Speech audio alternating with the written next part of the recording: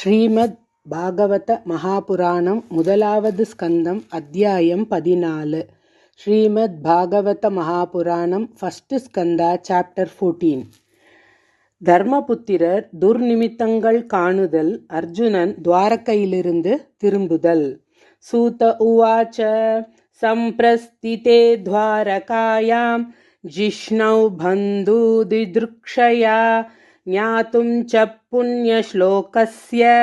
கிருஷ்ணஸ்ய ச விசேஷ்டிதம் வ்யதீதா கதிச்சின்மாசாத் ததா நாயாததோர்ஜுனः ததர்ஷ கோரரூபாணி நிமித்தானி குருத்வஹः காலஸ்ய ச கதிம் ரௌத்ராம் விபர்யஸ்தர்த்து தர்மிணः பாபீயசீம் ரிணாம் வார்த்தாம் क्रोधलोभानृतात्मनां जिह्मप्रायं व्यवहृतं शाट्यमिश्रं च सौहृदं पितृमातृसुहृद्भ्रातुर्दम्पतीनां च कल्कणं निमित्तान्यत्यरिष्टानि काले त्वनुगते नृणां लोपाध्यधर्मप्रकृतिं दृष्ट्वोवाचानुजं नृपः. युधिष्ठिर उवाच सम्प्रेषितो द्वारकायां जिष्णुर्बन्धुदिदृक्षया ज्ञातुं च पुण्यश्लोकस्य कृष्णस्य च विचेष्टितं गता सप्ताधुना मासा भीमसेन तवानुजः नायाति कस्य वा हेतोर्नाहं वेदेदमञ्जसा अपि देवर्षिणाधीष्टः स कालोऽयम् उपस्थितः यथात्मनोऽङ्घमाक्रीडं भगवानुत्सिसृक्षति यस्मान्न सम्पदो राज्यं दारा प्राणाकुलं प्रजाः आसन् सपत्न विजयो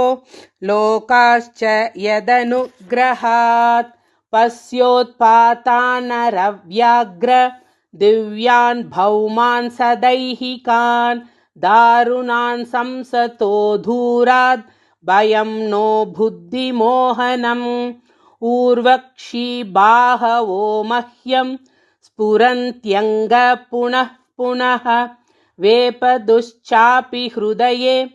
आराधास्यन्ति विप्रियं शिवैषोद्यन्तमादित्यम् अभिरौत्य नला मामङ्घसारमेयोऽयम् अभिरेबद्यभीरुवत् शस्ता कुर्वन्ति मां सौव्यं दक्षिणं पशवोपरे वाहांश्च पुरुषव्याघ्र लक्षये रुदतो मम मृत्युधूतकपोधोऽयम् उलूककम्पयन्मनः प्रत्युलूकश्च गुह्वाणैरनिद्रौ शून्यमिच्छतः धूम्रादिशपरिधय कम्पते भूसहात्रिभिः निर्गातश्च महांस्तात साकं च स्तनयित्नुभिः वायुर्वातिकरस्पर्शो रजसा विसृजंस्तमः अश्रुग्वर्षन्ति जलधा बीभत्समिव सर्वतः सूर्यं हतप्रभं पश्य ग्रहमर्धं मिथो दिवि ससंकुलैर्भूतगणैर्ज्वलिते इव रोदसी नद्यो नदाश्च क्षुभिधा सरांसि च मनांसि च न ज्वलत्यग्निराज्येन कालोऽयं किं विदास्यति न बिभन्ति स्तनं वत्सा न दुह्यन्ति च मातरः रुदन्त्यश्रुमुखा गावो न हृष्यन्त्युषभा व्रजे दैवतानि रुदन्तीव स्विद्यन्ति ह्युच्छलन्ति च इमे जनपदा ग्रामा पुरोद्यानाकराश्रमाः भ्रष्टश्रियो निरानन्दा किमगं दर्शयन्ति नः मन्ययेतैर्महोत्पातैर्नूनं भगवतः पदैः अनन्यपुरुषश्रीभिर्हीना भूर्हत सौभगाः इति चिन्तयतस्तस्य धृष्टारिष्टेन चेतसा राज्ञः प्रत्यागमद्ब्रह्मन् यदुपुर्या कपिध्वजः तं पादयोर्निपतितम् अयतापूर्वमातुरम् अधोवदनमभिन्धून् सृजन्तं नयनाब्जयोः विलोक्योद्विग्नहृदयो विच्चायम् अनुजं नृपः पृच्छति स्म सुहृन्मध्ये संस्मरन् नारदेरितम्। युधिष्ठिर उवाच कच्चिदानर्थपुर्यां नः स्वजना सुखम् आसते मधुभोजदशार्हार्ह सात्वदान्तकवृष्णयः शूरो मातामह कश्चित् स्वस्त्यास्ते वातमारिषः मातुलसानुज कश्चित् कुशल्यानकधुन्दुभिः सप्तस्वसारस्तत्पत्न्यो मातुलान्यः सहात्मजाः आसते सस्नुषा क्षेमं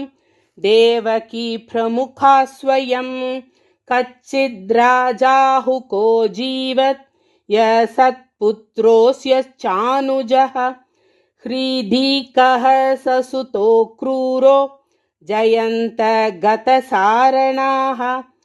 आसते कुशलं कश्चित् ये च शत्रुजिधादयः कच्चिदास्ते सुखं रामो भगवान् सात्वतां प्रभुः प्रद्युम्न सर्ववृष्णीनां सुखम् आस्ते महारथः गम्भीररयो निरुद्धो वर्धते भगवानुत सुषेणश्चारुदेष्णश्च शाम्बो जाम्बवती सुतः अन्ये च कार्ष्णिप्रवरा सपुत्रा ऋषभादयः तथैवानुचरा शौरे श्रुतदेवोद्धवादयः सुनन्दनन्दशीर्ष्ण्याये चान्ये सात्वतर्षभाः अपि स्वस्त्यासते सर्वे रामकृष्णभुजाश्रयाः अपि स्मरन्ति कुशलम् अस्माकं बद्धसौहृदाः भगवानपि गोविन्दो ब्रह्मण्यो भक्तवत्सलः कच्चित्पुरे सुधर्मायां सुखमास्ते सुहृद्भृतः मङ्गलाय च लोकानां क्षेमाय च भवाय च आस्ते यदुकुलाम्भोदा वाद्योऽनन्त सकः पुमान् यद्बाहुतण्डगुप्तायां स्वपुर्यां यदवोर्चिताः क्रीडन्ति परमानन्दं महापौरुषिका इव यत्पादशुश्रूषणमुख्यकर्मणा सत्यादयो द्वयष्टसहस्रयोषितः निर्जित्य संख्ये त्रिदशांस्तदाशिशो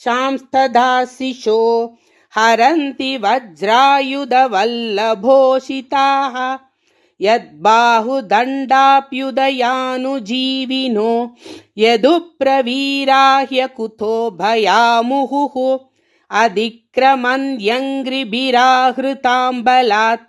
सभां सुधर्मां सुरसत्तमोचितां कच्चित्ते नामयं तात भ्रष्टतेजा विभासि मे अलब्धमानो वज्ञातः किं वा तातच्चिरोषितः कच्चिन्नाभिहतो भावै शब्दादिभिरमङ्गलैः न दत्तमुक्तमर्धिभ्य आशया यत्प्रतिश्रुतं कच्चित्त्वं ब्राह्मणं बालं गां वृद्धं रोगिणं स्त्रियं शरणोपसृतं सत्त्वं नात्याक्षी शरणः प्रतः कच्चित्त्वं नागमो गम्यां वा सत्कृतां स्त्रियं पराजितो वात भवान् नोततमैर्नासमैः पतिः अपि सवित्पर्यपुङ्क्तास्त्वं सम्भोज्यान् वृद्धबालकान् जुगुप्सितं कर्म किञ्चित् कृतवान् यदक्षमम् कच्चित् प्रेष्टतमेनाथ हृदयेनात्मबन्धुना शून्योऽस्मि रहितो नित्यं मन्यसे तेन्यथा नरुक्. ஸ்ரீமத் பாகவத மகாபுராணம் முதலாவது ஸ்கந்தத்தில் 14வது அத்தியாயம் முற்றிற்று.